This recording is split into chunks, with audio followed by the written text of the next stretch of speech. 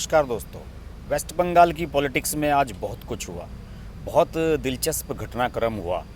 आपको मैंने बताया ही था कि शुभेंदु अधिकारी जो कि इस्तीफ़ा दे चुके हैं परिवहन मंत्री के पद से और कभी भी बीजेपी ज्वाइन कर सकते हैं, उन्होंने अभी 2-3 दिन पहले अपने एक कार्यक्रम का आयोजन किया था और उसमें अपनी पीड़ा बयान की थी।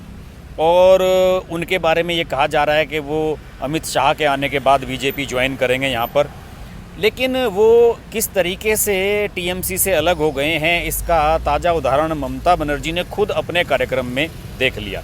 ममता बनर्जी ने जो अधिकारी परिवार है, जैसे कि आप जानते ही हैं कि शुभेंदु अधिकारी के भाई और पिता भी सांसद हैं, तो उनके परिवार को नीचा दिखाने के लिए ममता बनर्जी ने इन्हीं के इलाके मेदिनीपुर में आज एक कार्यक्रम का आयोजन किया था। और इस कार्यक्रम में ममता बनर्जी ने खुलकर बीजेपी पर आरोप लगाए। शुभेंदु अधिकारी के बारे में वो कुछ नहीं बोली, बीजेपी पर उन्होंने आरोप लगाए और साथ ही ये कहा कि कृषि बिलों को लेकर जो बीजेपी सरकार कर रही है वो उसे नहीं करना चाहिए, कृषि बिल वापस लेने चाहिए।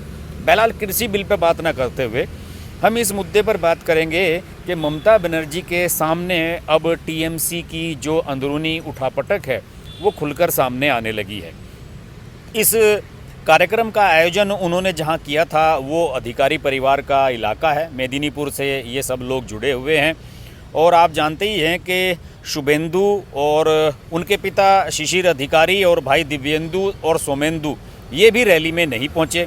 शिशिर और दिव्येंदु तामलुक और काठी से लोकसभा के सांसद हैं टीएमसी के, और सोमेंदु अधिकारी पूर्वी मेदिनीपुर के विधायक हैं। यानी कि शुभेंदु अधिकारी और इन सब लोगों ने ये स्पष्ट कर दिया कि हमारा परिवार अब ममता बनर्जी के साथ नहीं है। उनके जो समर्थक हैं वो भी रैली से दूर रहे।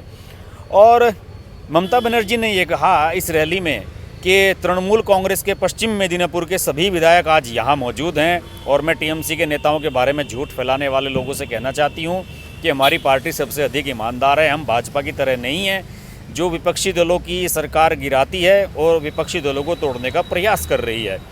वो कह तो जरूर रही थी कि वहाँ पर उनके सारे विधायक मौजूद हैं, लेकिन हकीकत बात यही है कि उस इलाके का सबसे बड़ा राजनीतिक घराना अधिकारी जो परिवार है वो पूरा का पूरा ही उससे गायब रहा।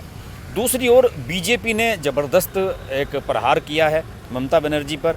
जब ममता बनर्जी कार्यक्रम को संबोधित कर रही थी तो सिलीगुड़ी इलाके में बीजेपी ने भाजयुमो ने युवा मोर्चे ने एक रैली निकाली, सड़क मार्च निकाला और उन्होंने राज्य सचिवालय की शाखा उत्तर कन्या की तरफ जब प्रदर्शन किया, जिसे उत्तर कन्या कहा जाता है, तो वहाँ पर 2 जगह उनकी पुलिस के साथ भिड़ंत भी हुई। इसमें कैलाश विजयवर्गीय जो प्रभारी हैं बीजेपी के वो भी मौजूद रहे।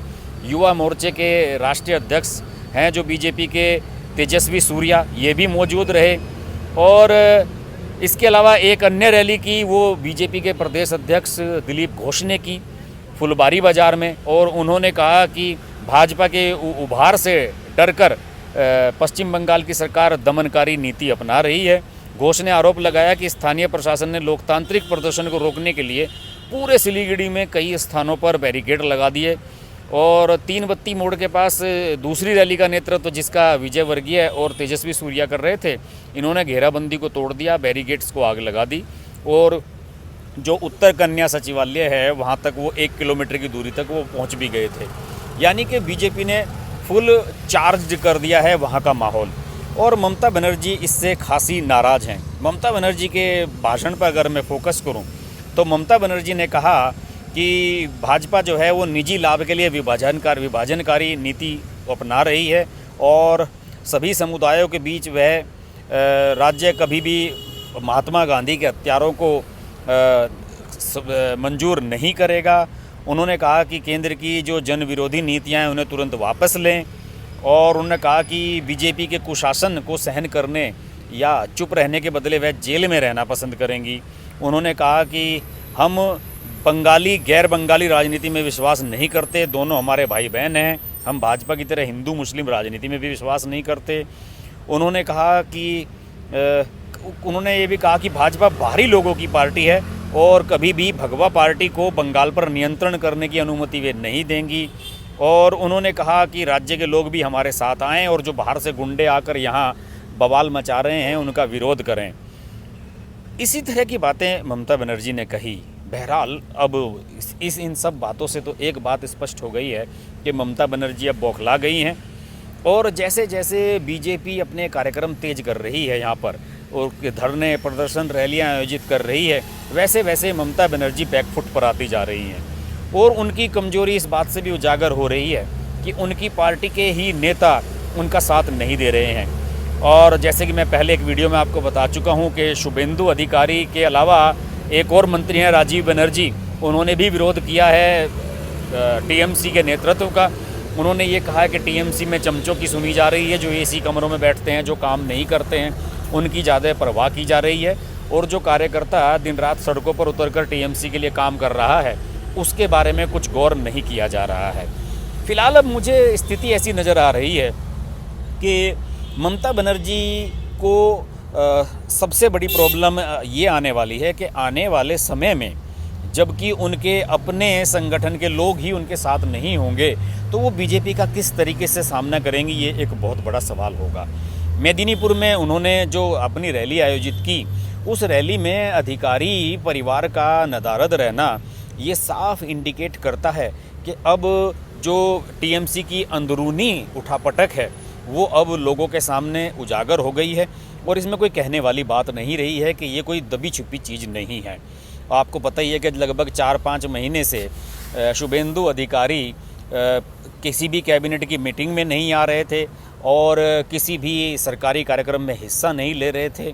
उन्होंने इस्तीफ़ा जरूर दिया है परिवहन मंत्री के पद से, अभी वो विधायक बने हुए हैं, लेकिन अगर वो बीजेपी ज्वाइन करते हैं तो ममता बनर्जी 1 मिनट की देर नहीं लगाएंगी उनके खिलाफ उनकी विधायकी निरस्त करने की जो लोक विधानसभा स्पीकर के पास जो अपील की जाती है उसे लगाने में। तो अब स्थिति यही बन रही है कि ममता बनर्जी के नीचे से ज़मीन खिसकती नज़र आ रही है और बीजेपी ने जिस तरीके से धरने प्रदर्शन कर कर के माहौल को गरमाया है, उस पर जो आंच उसकी उठ रही है उसे सेकने के लिए ममता बनर्जी के लोग ही तैयार बैठे हुए हैं और वो खुद ममता बनर्जी को क्रिटिसाइज़ कर रहे हैं। अब मुझे फ़िलहाल तो यही स्थिति नज़र आ रही है कि अगले 4 या 5 महीने में जब तक ममता बनर्जी चुनाव में जाएंगी तब तक उनकी स्थिति काफ़ी कमज़ोर हो चुकी होगी और एक जो परसेप्शन का खेल बनता है कि प्रदेश में एक वैक्यूम की स्थिति है विरोधी दलों के रूप में, जैसे कि कांग्रेस जीरो है, वाम दल सड़कों पर नहीं उतर पा रहे हैं, उस वैक्यूम को बीजेपी फिल करने का प्रयास कर रही है और वो इस मकसद में सफल होती हुई नज़र आ रही है। बहरहाल इस मुद्दे पर बात करते रहेंगे। पश्चिम बंगाल पर कई वीडियो आ रहे हैं, आप देखते रहिए हर्ष की बात लाइव। नमस्कार। अगर आपको हमारी वीडियो पसंद आई तो वीडियो को लाइक करें, चैनल को सब्सक्राइब करें और नोटिफिकेशंस के लिए बेल आइकन को प्रेस करें।